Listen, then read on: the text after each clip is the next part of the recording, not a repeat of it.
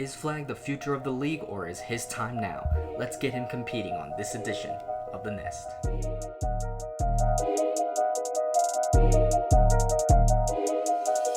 Hello everybody, welcome back to The Nest Star XP. My name is Robin, welcoming you back as we continue to rebuild each NBA team in their offseason. And we're continuing with the Dallas Mavericks, a team that got the number 1 overall pick and Cooper Flag, and he turned out to be every single bit of the star that we expected him to be, and he has been absolutely incredible, and he's going to continue to be incredible. But the Mavericks have a looming threat of their lack of picks coming up, so they need to decide now if it is time to compete. And that's what we're going to be talking about today. But before we get into it, make sure you hit the like button, make sure you hit the subscribe button, make sure you go check out the Instagram, the TikTok, all of that stuff. Make sure to go just continue to watch NBA playoffs because I'm going to be covering that, and make sure to keep checking out here because if you're not a Mavericks fan, stay tuned because the team that you love will probably be coming up soon if it's not already. So make sure to go check out the playlist as well to see if your team's already been covered. Now, like I said with the Mavericks have a major issue in that they don't really have their own picks coming forward, so they can't continue to tank and get young talent around Cooper Flag. But they do have a ton of talent already that they can just continue to tweak and build around, and it's just a matter of getting a little bit healthy, obviously with Kyrie Irving coming back. They just need to continue to get a little bit healthier in order to develop.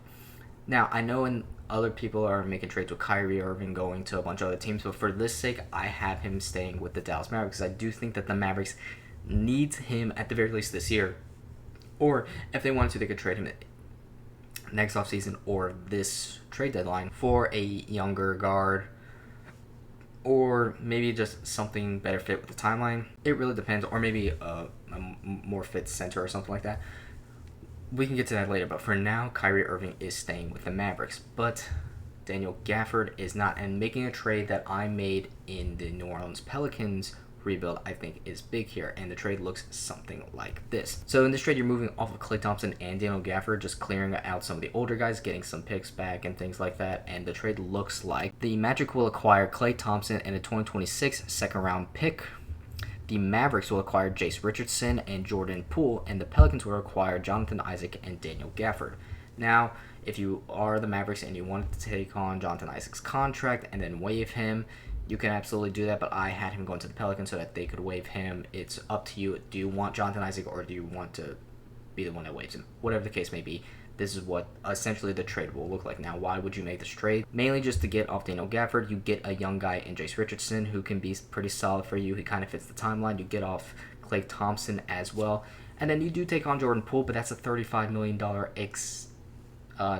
expiring, that's the word I'm thinking of, expiring contract that you can then apply next year to get more assets and get more role players. So that's the main reason why you make this trade. And I know you could probably get more for Daniel Gafford, obviously, but I also worry a little bit about his injury history, and I do think that Jace Richardson and Jordan Poole getting off of Klay Thompson as well is big for this team. But obviously, if you can find a better trade for Daniel Gafford, go and make that trade, but this is just the trade I ended up going with. Another trade that you could possibly do that I've made in a separate rebuilding video with the Pacers is trading Naji Marshall for Johnny Furphy and Cam Jones. I didn't do it in this trade, but if you wanted to do it, you can absolutely do it. But I have another trade with Naji later on that I'm going to be getting into.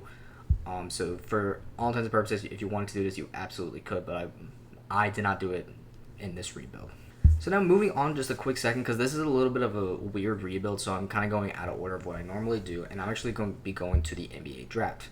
Now, the Mavericks do have the 9th overall pick, but I made some other trades that I'm going to be going through in a second, and it's going to look something like this. So with the 9th overall pick, I have them selecting Braden Burries. I like him, just a young guard. He can play the 1, he can play the 2, he can learn from Kyrie Irving.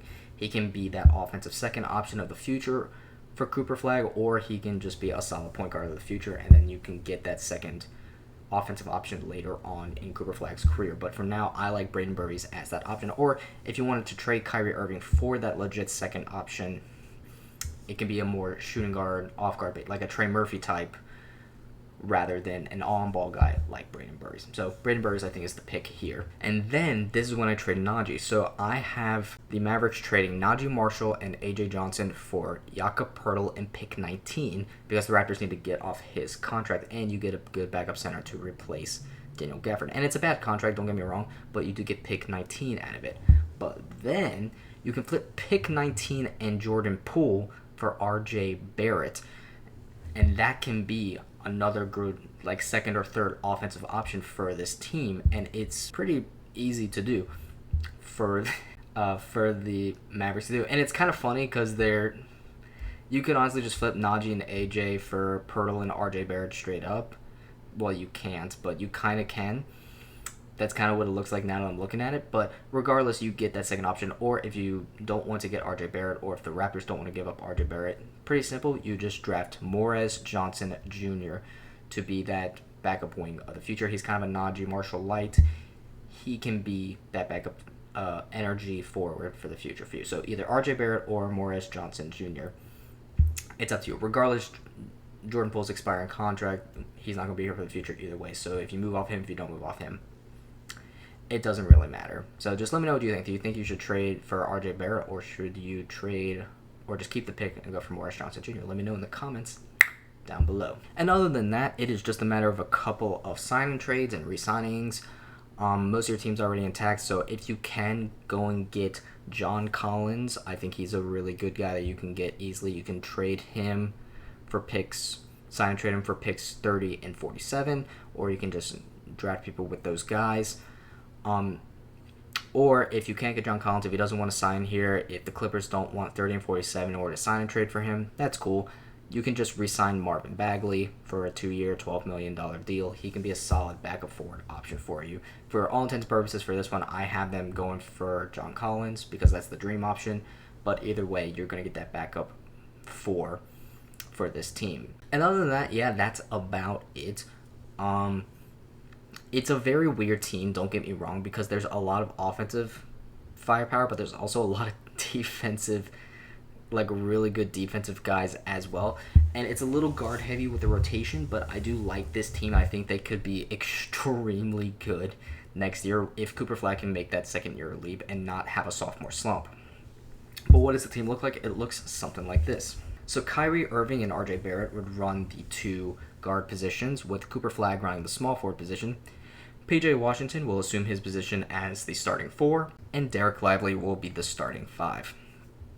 And off the bench, you got Ryan Nembhard. Sorry, I keep getting the Nembhards confused. Ryan Nembhard starting at point guard, Max Christie and Braden Burries as the two backup shooting guards, backup point guards, whatever. John Collins, and then Jakob Poeltl, and then you also have Jace Richardson if you wanted some spot minutes as well. This is a very deep team. Again, very deep guard rotation. RJ Barrett, thankfully, is a wing, so he can play to 2, he can play to 3. If you needed to move him up to the 4, he probably could play that as well, but probably not as effectively as the 2 or 3. But, yeah, this is a very interesting team that if you can make this happen, that's kind of the dream, because not only do you have Kyrie, RJ, and Flag running the offense, you also have PJ Washington and Derek Lively running the defensive side. Obviously, Flag is going to be a phenomenal defender. Max Christie's not a slack defensively either. You're going to have Jakob Poeltl, who's a starting caliber center, and he's going to be playing backup center behind Derek Lively. So if Derek Lively is, God forbid, he's hurt again, you have Jakob Poeltl to step up and take his spot. And then you have that continued youth, because RJ Barrett's still relatively young, Cooper Flag, obviously, and Nembhard, Christie, Burries. Collins is a little on the older side, but he's still relatively young. And then you got Jace Richardson as well. This has been one of my pet project rebuilds. I'm not going to lie. I had a lot of fun doing this rebuild, and I don't know how possible it is. But I do think that this is what the Mavericks should strive to do, if you're not, especially if you're not trading Kyrie Irving. Now, obviously, again, you can trade Kyrie Irving and just get a more shooting guard heavy player, or just a younger point guard, but I think this is the goal for the Mavericks. But let me know what you think down below. Do you think that this would work for the Mavericks? Do you think that they should take a different direction? Do you think that they should blow up their team, get rid of all of their older guys, and just be super young and just hope that they can compete with the youth? Let me know in the comments down below. And once again, go check out the TikTok, Instagram, subscribe, all of that jazz. You don't want to hear me repeat it again, but regardless, y'all, until next time, peace.